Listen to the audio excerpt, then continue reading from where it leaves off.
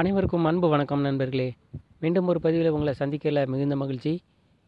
இந்த பதிவு பார்த்தீங்க அப்படின்னா, நாகர்கோவில் சந்திப்பில் நடைபெற்று வர நடைமேடை, கூடுதல் நடைமேடையும் பழையமான நடைமேடையை நவீனமயமாக்குறது, அதாவது உயர்தர பணிகளை பார்க்கலாம்.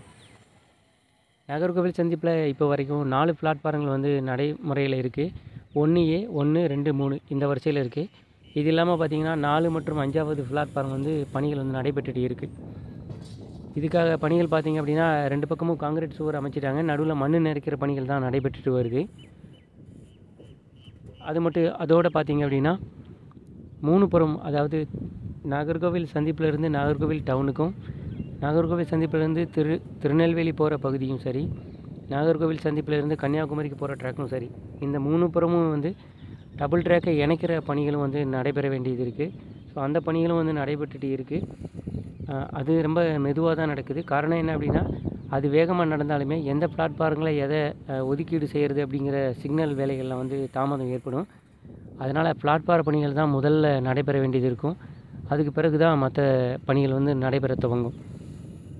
நாகர்கோவில் சந்திப்பு கிட்டத்தட்ட பார்த்திங்கன்னா செமி டெர்மினல் அப்படின்னு சொல்லலாம். எல்லா ரயில்களுமே வர்ற ரயில்களில் முக்கால்வாசி ரயில்கள் இங்கேயே நின்றும், கன்னியாகுமரி வரைக்கும் போகாது.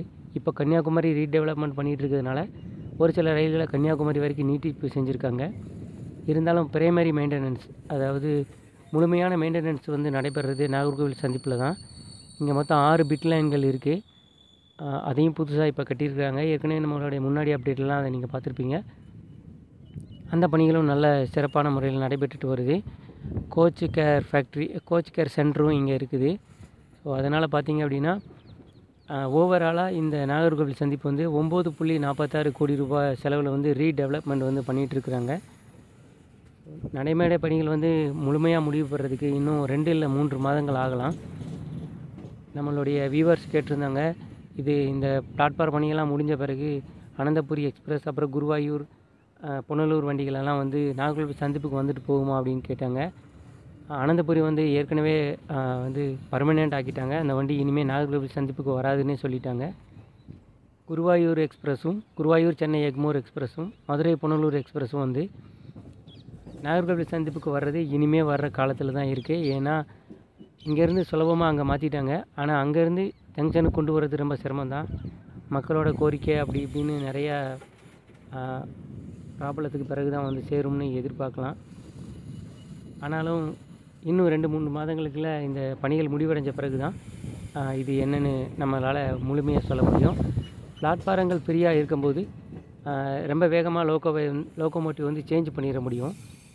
அதாவது திருநெல்வேலியிலேருந்து நாகர்கோவில் சந்திப்புக்கு போய் திருப்பி திருவனந்தபுரம் போகணும் அப்படின்னா லோக்கோமோட்டிவை ரிவர்ஸ் பண்ணணும்.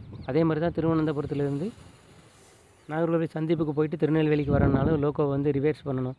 ஸோ இதுக்கு முன்னாடி டைமில் நிறையா காலங்கள் நிறையா காலதாமதமாச்சு. ஆனாலும் இப்போ டபுள் ட்ராக் இருக்கிறதுனா, அதாவது இப்போ டபுள் ட்ராக் அது மட்டும் இல்லாமல் நிறையா பிளாட்ஃபாரங்களும் அவைலபிளாக இருக்கிறதுனால பணிகள் முடிஞ்ச பிறகு வர்றதுக்கான வாய்ப்பு நிறையா இருக்குது.